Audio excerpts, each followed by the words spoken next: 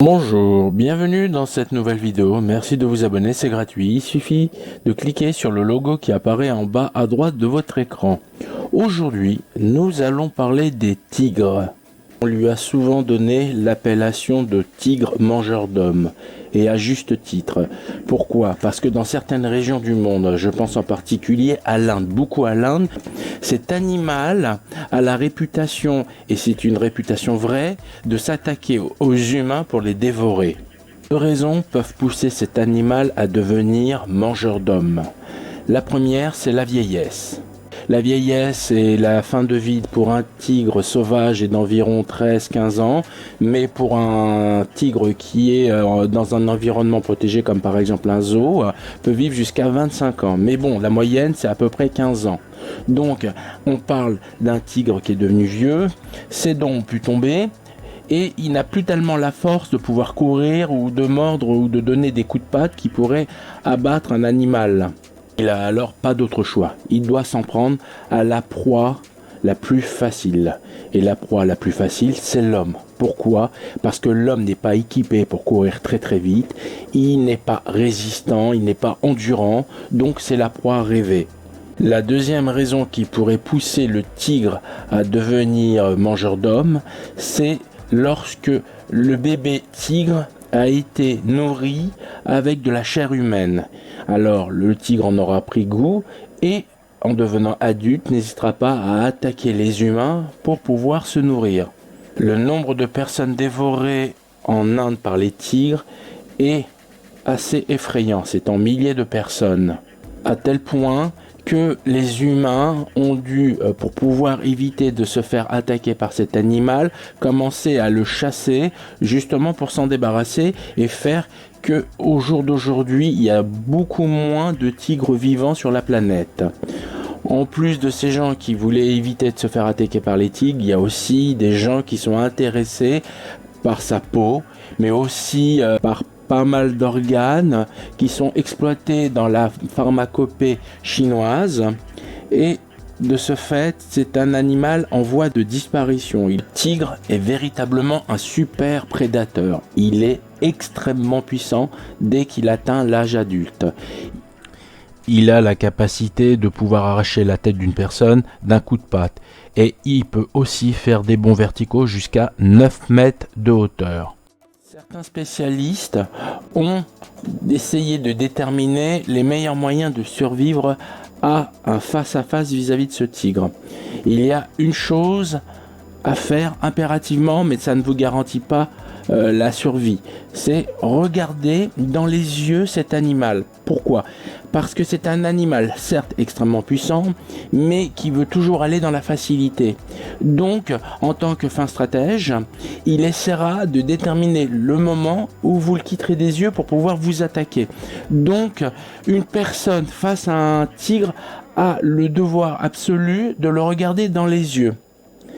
Il faut savoir qu'en Inde, dans certains petits villages, les gens des villages ont construit des masques qui représentent des visages et avec des yeux très expressifs. Et ils mettent ce masque sur le derrière de la tête. Pourquoi?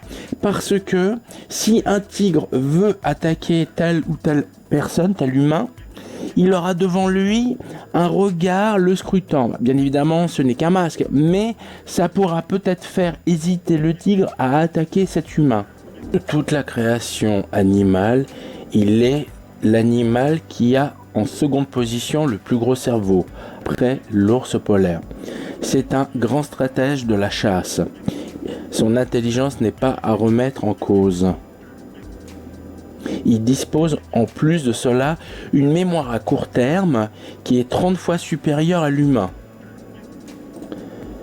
Son intelligence lui sert majoritairement à trouver des meilleurs moyens de chasser tel ou tel animal. Cet animal est tellement intelligent qu'il est capable de pouvoir imiter le cri de d'autres animaux pour pouvoir les attirer vers lui. Même si c'est un super prédateur, il existe certaines catégories d'animaux encore capables de pouvoir le vaincre. Le premier, c'est l'ours brun, surtout s'il est fort et puissant.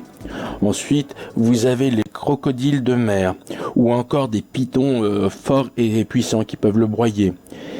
ou encore des meutes de loups, surtout s'il y a un grand nombre de loups qui peuvent attaquer en même temps. Nous allons revenir sur les capacités physiques du tigre. Nous avons vu qu'il est extrêmement puissant, nous avons vu qu'il peut bondir très très haut, il faut savoir qu'il peut nager assez longtemps, qu'il peut piquer des sprints allant jusqu'à 65 km/h mais pas longtemps, mais il a aussi une singularité que nous trouvons aussi chez les lions mais aussi chez les chats, c'est les vibrisses, c'est les moustaches. Ces moustaches lui permettent de sentir les vibrations de l'air. C'est comme un super pouvoir. J'ai abordé ça précédemment dans le cadre d'une vidéo sur les lions. La vibration de l'air lui donne une perception, alors qu'il est éloigné, de quelque chose qui n'est pas à proximité de lui. C'est un atout majeur dans le cadre de défense ou d'attaque d'un animal. Il faut aussi savoir que les canines de cet animal peuvent monter jusqu'à 9 cm de taille. Et ses griffes peuvent faire jusqu'à 10 cm et elles sont rétractables. Donc être à portée de ses dents ou de ses griffes est définitivement pratiquement une mise à mort certaine pour l'animal ou l'humain qui serait dans cette proximité. Nous pouvons trouver certaines analogies entre le tigre et le chien. Il faut savoir que lorsque un chien veut marquer son territoire, il urine pour marquer et positionner donc son territoire. Le tigre, c'est la même chose. Il marque son territoire avec ses excréments et son urine pour éviter justement que les intrus rentrent dans son territoire. Maintenant, nous allons parler du caractère du tigre. Le tigre est un animal associable. Les seuls moments de sa vie où il est amené à rencontrer ses congénères, c'est lors de la reproduction avec les femelles, ou alors lorsqu'ils acceptent ensemble de s'attaquer à plusieurs sur une même proie. Sinon, ce n'est pas un animal sociable du tout. Parler de la sexualité de cet animal, on a vu donc qu'il vit seul, mais son territoire englobe le territoire de plusieurs femelles, qui peuvent aller de 3 à 7 femelles. Donc, il sera amené au cours de sa vie à se promener sur son territoire et d'honorer ces femelles qui n'attendent que lui pour pouvoir enfanter. Comme nous avons pu voir dans la précédente vidéo concernant les lions, la femelle devra être consentante pendant le rapport. Ce n'est pas un viol, c'est elle-même qui prendra la posture appropriée pour que monsieur puisse faire son affaire. Mais monsieur, dès qu'il a fait son affaire, devra s'éloigner, sinon elle le chassera, puisque c'est elle-même qui après va s'occuper de sa progéniture. Le mâle ne s'en occupera pas du tout. La conclusion de cette vidéo est: même s'il ressemble à une bonne grosse peluche toute mignonne, c'est un animal extrêmement dangereux que l'humain ne doit pas frayer ou côtoyer ou s'approcher. Ce serait mortel. Voilà, merci, bientôt de nouvelles vidéos. Merci de vous abonner. À bientôt.